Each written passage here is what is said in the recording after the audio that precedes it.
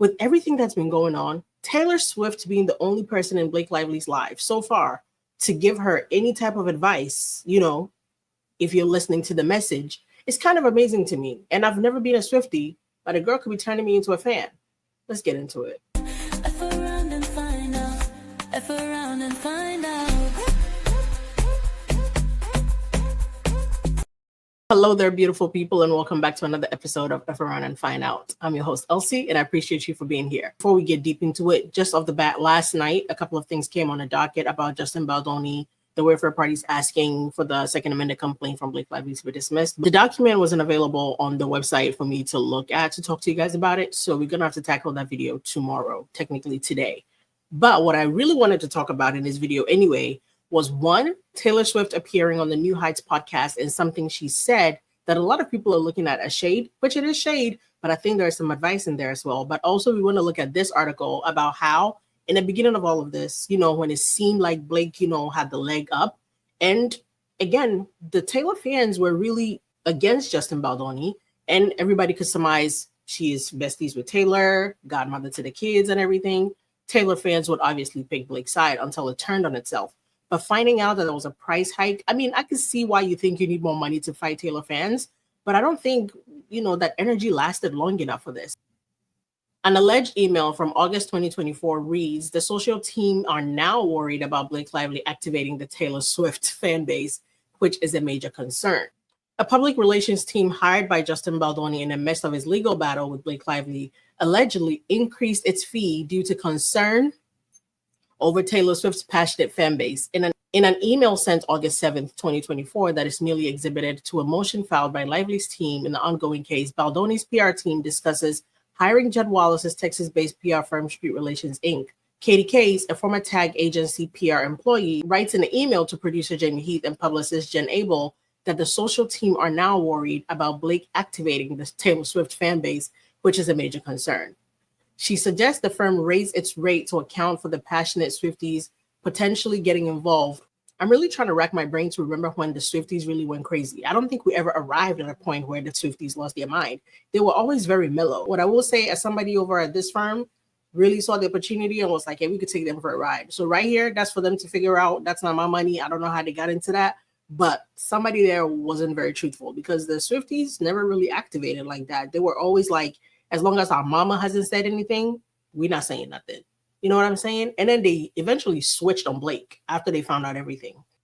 My position on this is that's not my business. The Wayfair parties didn't pay me $1. They didn't pay nobody $1. We did this on our own. How Jed Wallace and, Tag roped them into paying $30,000 a month for 3 months for something that was non-existent, that's their business. So we all know Taylor is announcing her new album, and she went on the New Heights podcast, her boyfriend and his brother's podcast, to do it. And it wasn't the podcast is an hour 44 minutes long. It's a thick, healthy episode. Jason asks Taylor and Travis about the media attention in their relationship, and I want you to listen to the response to that, because while it sounds very shady towards a certain somebody, I also think that is the best advice anybody has given her publicly since this whole thing started. And it's something I've actually told you guys before. In a way, I've told you guys before in multiple videos, what you think about me is not my business. I don't know if you guys will remember that. Not long ago, I did a video where I said, what you think of me, anybody thinks of me, is not my business. What you feel about me is not my business. I can only focus on me and do what I do. Your conclusions about that, I have nothing to do with it. It's not my problem to care what you think about it. It's not my problem to care what you think about me. And in so many words, Taylor says the same thing, but you can clearly, it's gearing towards Blake and everything that's happening with social media in the comment section, and literally getting mad at subpoenaing people because you don't like what they're saying in a comment or what they're doing in their content. So let's just take a listen and see if you relate to it the same way I'm talking about. One of the other things that's been crazy to witness is just the media attention, right? Like, I think you play in the NFL, you think Travis on the two of us. Yes. Okay.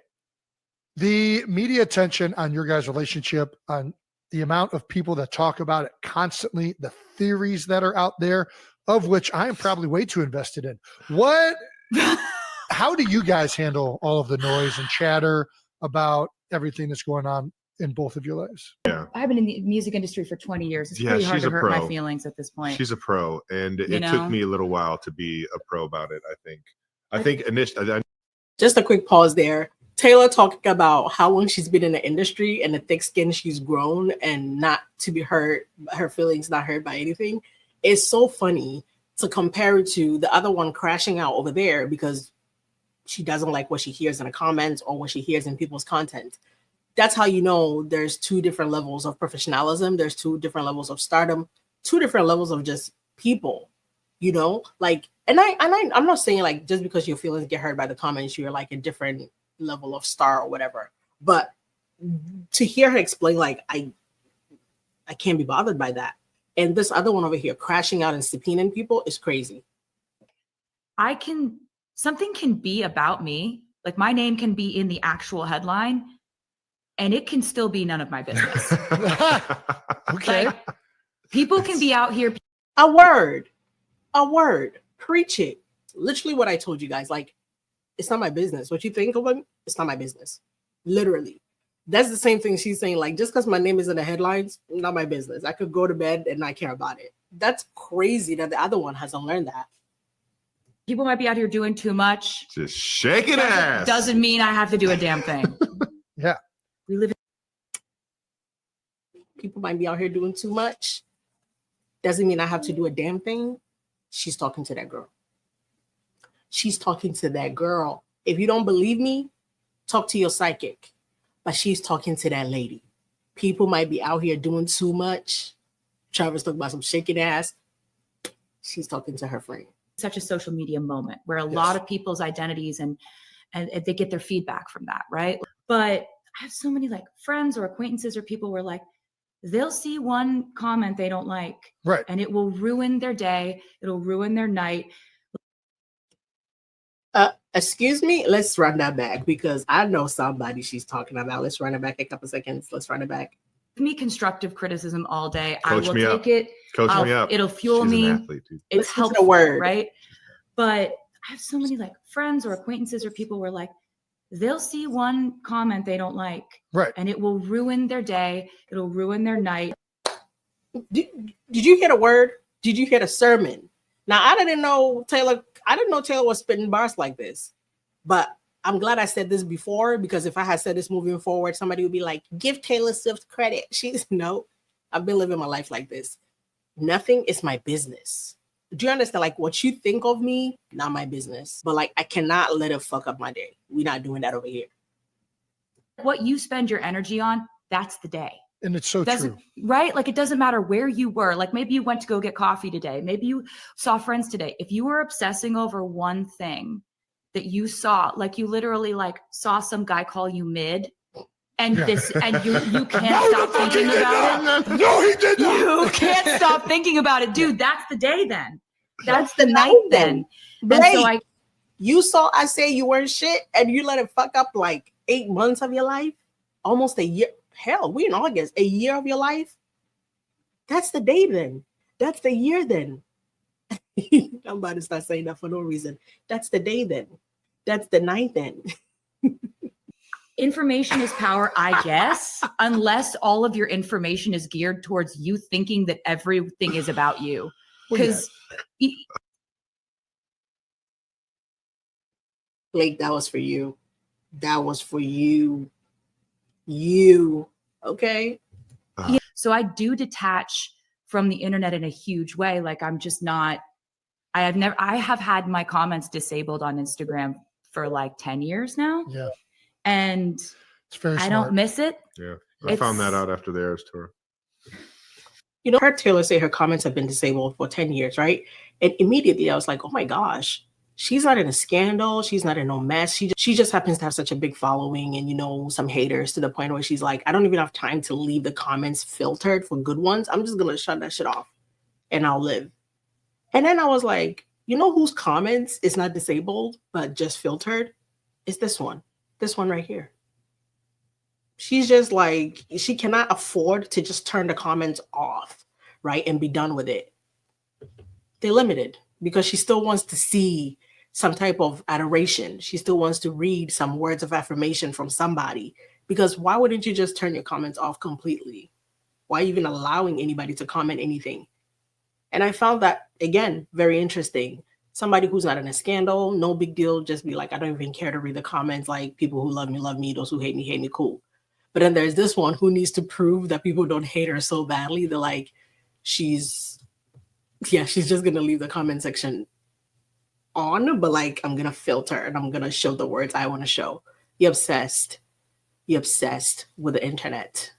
Online is a crazy place, but you're crazier for sure. My business is making music and taking care of my fans. And I have ways of monitoring what they want from me and how best to entertain them, which is my job.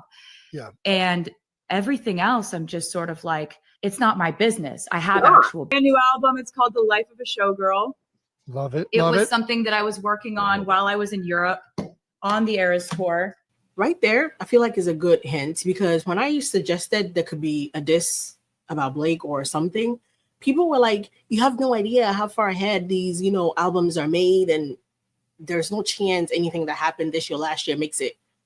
But finding out that like she made this while she was on tour, I'm like, The thing you have to remember is we're not finding out about the drama.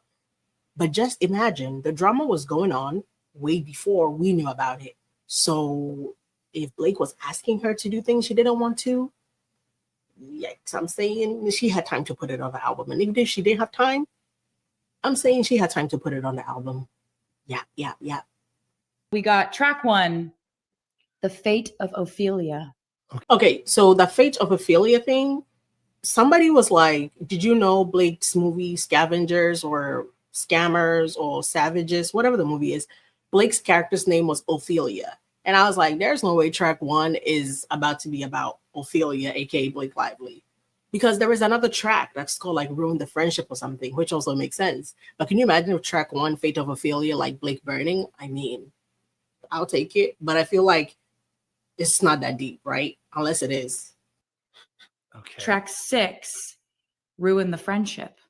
Ooh. Taylor Allison, LaQuisha Swift. Let me find out. Ruin the Friendship is about that lady. Because I've never been nobody's Swiftie. I've told y'all.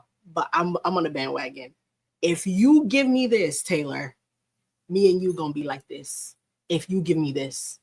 Think about it. No rush. Just think about it. Track 10, Canceled, but it's in all caps with an exclamation point at the end. That's an option too. Canceled is an option. I don't know what to do.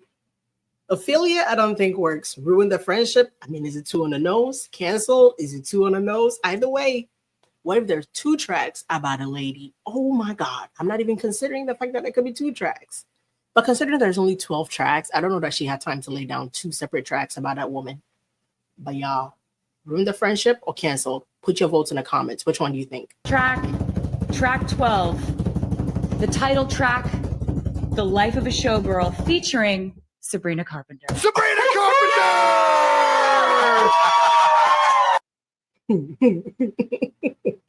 Now, I'm not telling you nothing because I don't know nothing. All I'm going to tell you is I came on here and told y'all a couple months back that Sabrina Carpenter worked with Justin Baldoni. Love Justin Baldoni. And I suggested it is possible that Sabrina Carpenter is influencing Taylor on keeping her mouth shut. Or at least not speaking out against Justin. Because if I'm Sabrina Carpenter and I have this amazing relationship with this man from working on Clouds, and this is happening, I'm telling Taylor, sit this one out. That man did not do this. And to find out she's featured on TS12, I'm going to be listening. I'll tell you that. This album is about what was going on behind the scenes in my inner life during this tour, which was so exuberant and electric and vibrant. And and before we go, a lot of you were telling me to look at the urn above Taylor's head, and that could possibly be carrying Blake's ashes. One thing I did notice, since you guys love to do the Easter egg hunt thing, is if you look at the TS right there to the left of Taylor's head, it looks like it was removed from like that blank space right there, like it was covering that. So like, is that the door being opened into, you know, another? I'm just here doing the math for y'all. But all I'm gonna say is, clack it. Truly deep down in my heart, not expecting a track about the lady, but I could hear a line and hear it. Like if there was a line in there, I would pick it up. Even if Canceled is not entirely about her, if there were just a couple bars, I could pick it up, you know? So let me know what you guys think about this, especially the message I think she's sending to her. If she's listening, which we know she is, she's obsessed. She's probably sitting in bed, laying in bed, watching this. I wish we were still besties. I wish I was still her friend. Sucks to suck. Anyway, thank you for being here. I appreciate your time. Please make sure to like, share, subscribe, leave a comment. I'll see you in the next one. Have a good day. Bye-bye.